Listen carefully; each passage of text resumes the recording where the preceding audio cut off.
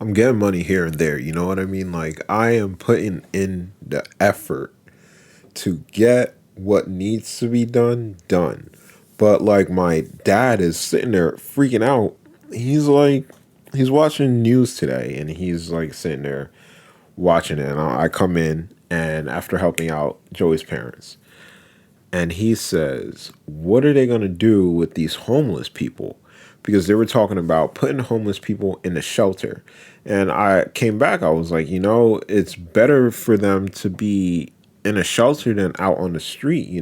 I'm just thinking logically, like I've been in that situation where it was me against the street. Like I've been put in that position where it's like it's you or it's here or the streets, bro. And I picked correctly, you know what I mean? Like I picked my home. So whenever I get asked these questions about like homelessness and what would you do with mental health and stuff like that, I sit back and I try to grab information from the life that I've lived and what I've seen so far. And, you know, it's not easy to come out of psychosis. It really isn't. Like, I was deep into it. I was convinced that I was correct. You know what I mean? Like, I was like, look, listen, you guys are wrong. There's nothing wrong with me. I don't need medication. This path that I'm on is the path to fame and fortune. So whatever you're thinking is not enough. Like I want to get there and I have a way to get there. Like it was all about fame and fortune for me. Like that's what I was striving for. So my dad was just sitting there like, the shelter is at first, wait, let's go back a little bit. At first I was like, the shelter is better than the street. And my dad was like, no, no, the shelter is bad. And I was like, well, they have been putting out a law in some places. I'm not sure if you guys heard of this law where if you are homeless and they see you out on the street, they can put you in jail. And my sister Belinda would be like, they're happy for that because they have a place to stay. Usually, this is what usually happens. If they see a homeless person on the street and they look like they're stressed out or they're not having, they need help, you know, they would bring them to the hospital. And my sister works at a hospital, and she's like, when they get brought to the hospital, they're happy, they have a place to sleep. But it's annoying that they bring them to the hospital because they're homeless people. Like they're just out on the street. They need more help than what we can give them. And the thing about homeless people is that they have guardianship over themselves. You know what I mean? So nobody can do anything for them. Like if they don't want to go to rehab, if they don't want to go to the mental hospital, they don't have to go. And it's very interesting. In my situation, it's been a little bit different where they've seen me hitting rock bottom and they're like, you have to go to the facility, you have to go here, you have to go there. And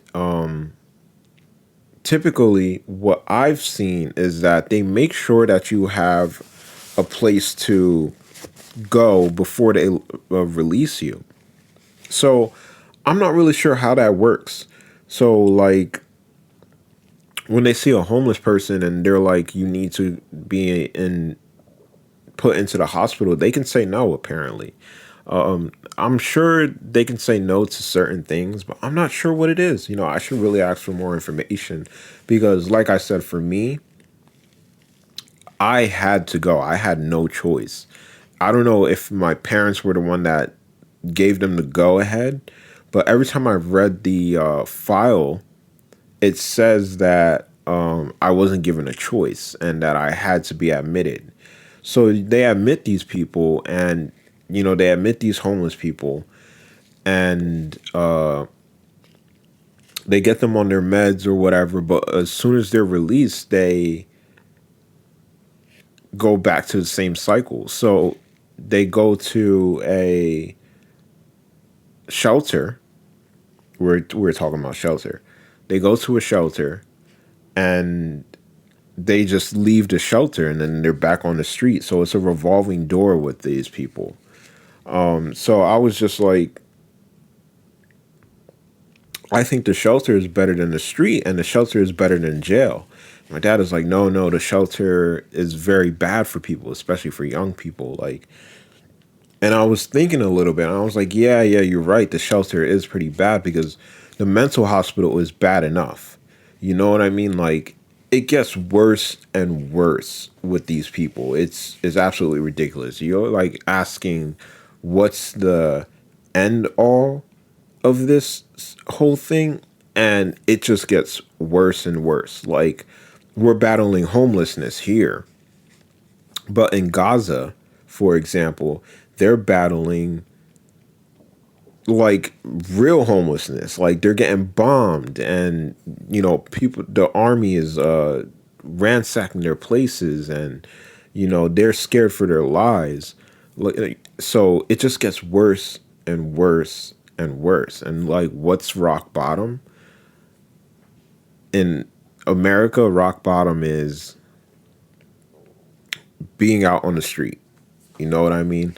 Like, there's no other place that you can go because, like, if you need to go to the bathroom, for example, they're like, oh, you can't use the bathroom anywhere that you want. You have to go into like a restaurant, but then you smell bad and nobody wants you in their restaurant. And the most these people go, the most that these people go is to New York for some reason. Like, apparently you can make, I don't know why these people, does anybody know why they go to New York? Because New York is not the best place to go to. First of all, it's expensive as hell. Second of all, you can't go to the bathroom anywhere. You know what I mean? Like, just imagine it. They're like, you have to pay for this service. Like, if you were in Edison, for example, maybe it's because the police catch you very quickly. They put you in a hospital, they get you back on track. But like when you go to New York, you see these people and they are in such bad they're in such bad, I forgot the word. Oh my gosh. Such bad condition that you're just like, "Oh my gosh, how did it get this bad?" And you can smell them and you know that the smell is like, okay, they've been pissing themselves. They've been going to the bathroom on themselves, and nobody's going to want to help out this person. And you go to New York Penn Station, and in the Penn Station, you have homeless people that are washing themselves in the bathroom, and it stinks, absolutely stinks. And you're just like, how does a person get to that level? You know what I mean? But it's a very real level. Now, for me, does it seem real? It seems like a possibility that's been put in my face to ward off that like dog in me that's like, I won't go home. I will find my way out of this myself. Like, instead of picking the streets, why don't you pick your home and deal with it? Like, whatever they're making you do, deal with it. Like, they do make me deal with a lot though. You know what I mean? Like, for example, going to therapy and going to the doctors and staying in the house. You have to live by their rules. You know what I mean? I always feel uncomfortable here. I don't feel like at home. Like, I've had my own apartment, you know what I mean? So having my own apartment gave me a different perspective in life. It it opened my eyes and it really felt like it was magic. And I would explain to anybody, I would say this: if you are in a position to move out and have your own apartment, do that first. Work first. I think I said this before. Work first. And you will understand a little bit more about money. You will understand how things go. And if you respect money, you know, things will kind of go your way. You know what I mean? Like, try not to max out your credit cards, do this, do that. I know, I even tell myself this. It's like, I know that's how this works. But I've been in a situation where it's like, that was all blown out of proportion. Like, forget about, forget about not maxing out your credit card. That was like the very first thing that I did. And these people, like, if you don't pay the monthly payment on your credit card, they don't care, bro. They'll rack up the fees until you hit the end point, you know, until they close your card. And that was the first thing that I did. You know what I mean? Like, I was living my life and I was just like, you know what? F it. Granted, I was sick the whole time. You know what I mean? So we have to remember that. So, like, do you ever notice how we're like, I'd rather get in trouble than be uncomfortable? Like, this is a legit hardcore world. You know what I mean? Like, if shit hits the fan, you have to deal with the consequences. And it's very scary because, like, most of the time you're like, I don't understand why I'm dealing with these consequences. Like, all I'm doing is living. I'm not doing much. And just to live, you have to pay the ultimate price. Like, why do I have to pay this ultimate price every single time? Like, something bad happens, I have to deal with it. But you notice that this is how I look at life. You have your body and then you have your mind. And both of them are basically separate. So when we come on this earth, we are basically travelers. You know what I mean? Like, our body is grown into this world, and then our mind has to comprehend the world. And our bodies do certain things. You know what I mean? Like, they kind of move on their own if you think about it. It's really like, it's scary at one point because when you have schizophrenia, for example, and you do things that is out of the ordinary, like, there's one thing that I do now. I walk around a lot. You know, I can't really sit down in one place. I can't really do that. So, like, it feels like, you know, sometimes I catch myself. I'm like, what if I just end up in front of the fridge, or what if I just end up with a knife in my hand? And it freaks me out. And there's nothing you can really do about it. You know what I mean? Like, it will always be there. Like, I hear stories about schizophrenics getting in. I still remember this one story. The schizophrenic guy killed a person. You know what I mean? And that sticks with you. Like, you're a schizophrenic, so you always wonder, oh, will I go out of control one day? Does this just happen to you? And people are like, as long as you take your medication, you'll be fine. And you're like, yeah, sure. But there's a reminder every month. There's a reminder every day that you're not normal. There's something wrong with you. And that's why I try to change it around. And I'm just like, no, you have powers.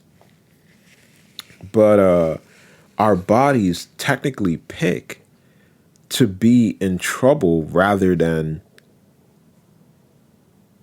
to be not in trouble. So, like, you ever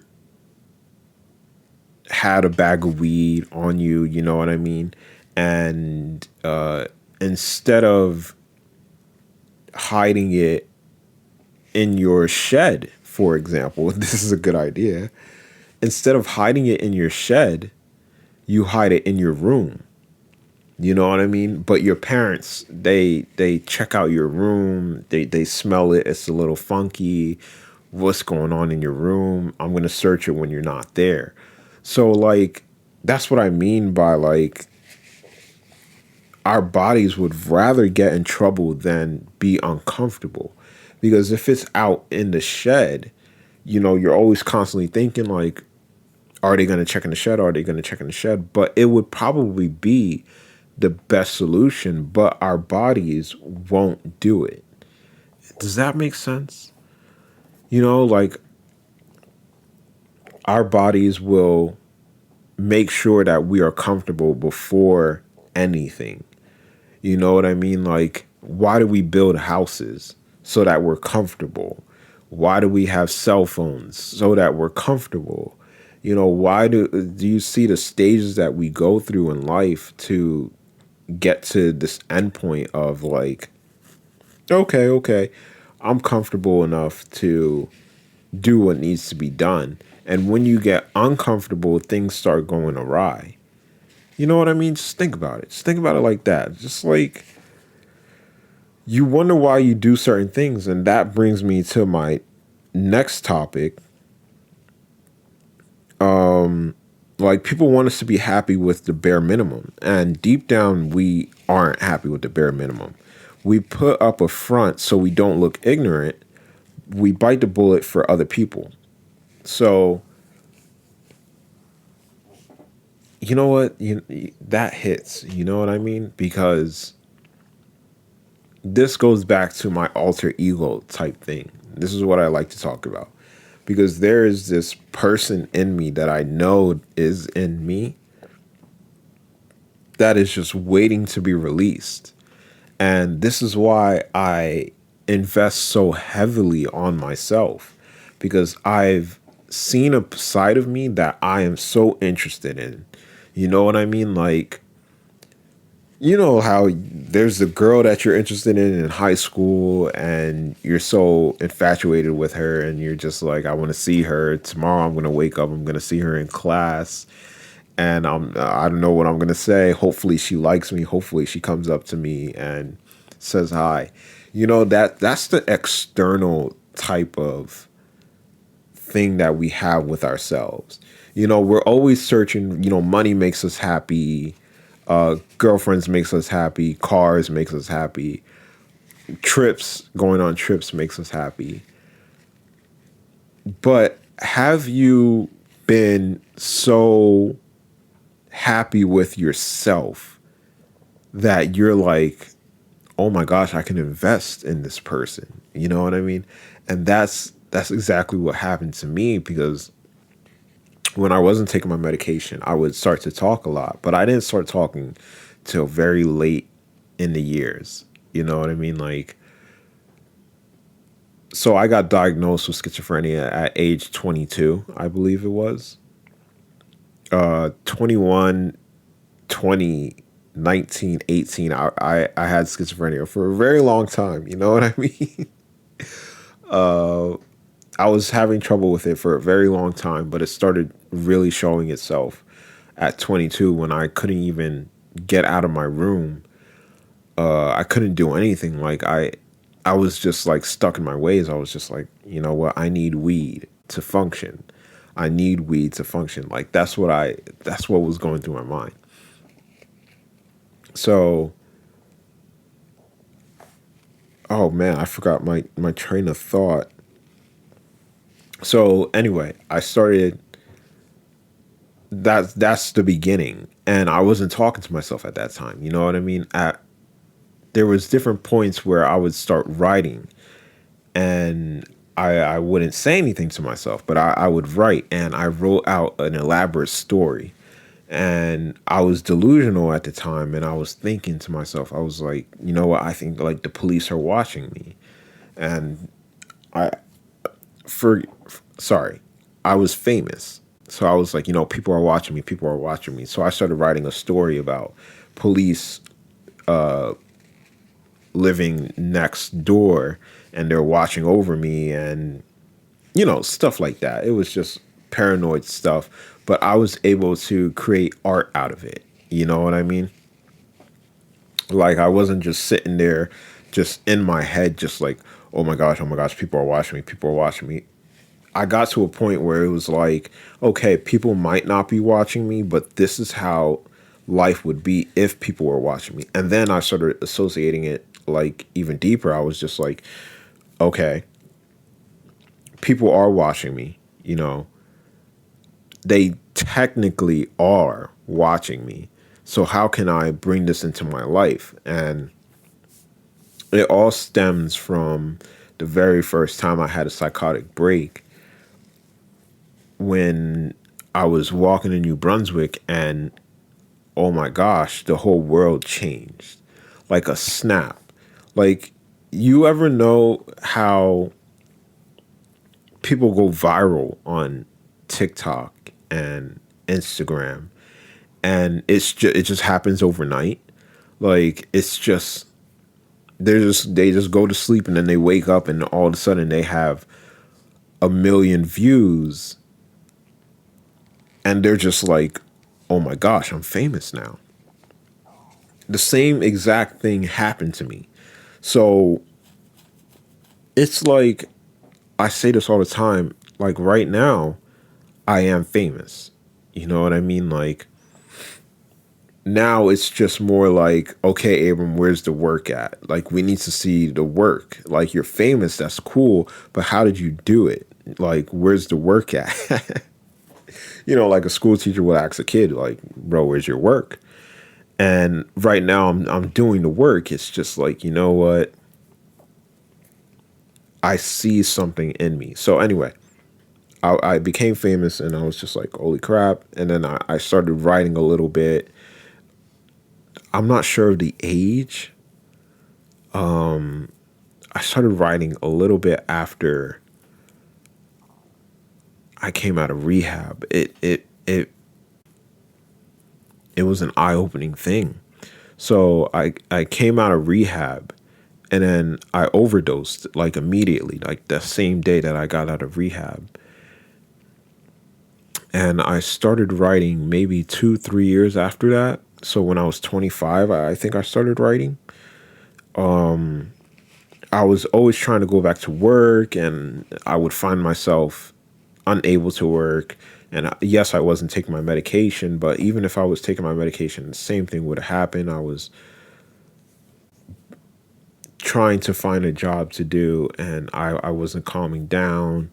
Nobody explained to me about disability. I had to learn all that stuff by myself. So years down the line, I got my own apartment. And in this apartment, I started to talk to myself. Like, at first I was on my medication, and when I started taking my medication, the shot, I found that I couldn't write anymore. And I was like, oh my gosh, I can't write anymore. I can't create anything. I feel like I'm in jail in my own head. So that's what I was working with. I was just like, oh my gosh, this doesn't feel right. What is going on? I want to be able to write. I want to create stuff. Now I can't even do it. I'm pretty sure the doctor gave me too high of a dose of medication. And, it was just, I was just going with it, going with it. And I started working at Amazon. I started doing that. And then I started writing again. But this was after I asked to be taken off of the medication. I was like, look, listen, I don't feel well. I can't even drive. I kind of had to lie about it. You know what I mean? I was just like, you know what, this medication is making me feel bad. It really was, but at the same time, it wasn't. So then I asked to be taken off the medication. And then after that, I ran away from home. Got off the medication, ran away from home. Then I started to write. I started to write a lot more. And then I started to talk to myself. And I was just like, oh my gosh, I can talk to myself. And I started trying to record myself, but I was just off my medication. So nothing was working. Nothing was working. I was recording myself, but all the recordings were duds. They didn't work. And I don't know. I don't know. I just started talking to myself, and I was just like, it was coherent sentences, Like I would just start going off on a topic, and this topic would be really current. It's like a current thing that's happening. It's like, why aren't I working right now? It's just like, you guys keep firing me. Why do you keep firing me? You know, if Jeff Bezos, if you keep firing people, you get them raped. And it was just like, I was just going off on tangents and tangents, and they made so much sense. And I was just speaking and flowing, and it was just flowing, bro. Much better than what I'm doing right now. Absolutely 100% much better. So that's where I that's why I invest so much into my stuff. Like I know that I'm not the greatest talker out there, and I know that I don't have the greatest story, but for some reason I found a way to be passionate about myself. And I think that's where everybody needs to start. It's like you have to start to love yourself more than you can think, you know. And this is why I don't like the Christianity religion, the Christian religion, and the God loving people, because they will tell you that you shouldn't love yourself that much. And unless you do, unless you do love yourself, you will not invest in yourself. You will always look to other people. That's what Christianity teaches you. It teaches you to look at the other person and worship them. Don't look at yourself. You are nothing. And I hate that. Absolutely hate that. I think that that's the most disgusting way to think about this world. You are the most important thing there. You're the one that gets up. You're the one that brushes your own teeth. You're the one that goes to school. You're the one that learns everything. You're doing everything for yourself. You're doing everything for your body. And you're not supposed to be happy about that. That's why I think it's absolutely ridiculous. Absolutely ridiculous. Religion really needs to get looked at. It is something to learn from. It gives you stories, it gives you ideas. That is all that it is. Keep it at that level. For you to start worshiping somebody that you don't even know, you have no idea who this person is, and you're worshiping them because you believe that there's somebody out there that's better than you. There's nobody that's better than you. Nobody is. Because if God was so great, why isn't he down here doing what needs to be done? You know what I mean? So I'm going to keep it right there before I get more angry about that stuff. But thanks for listening.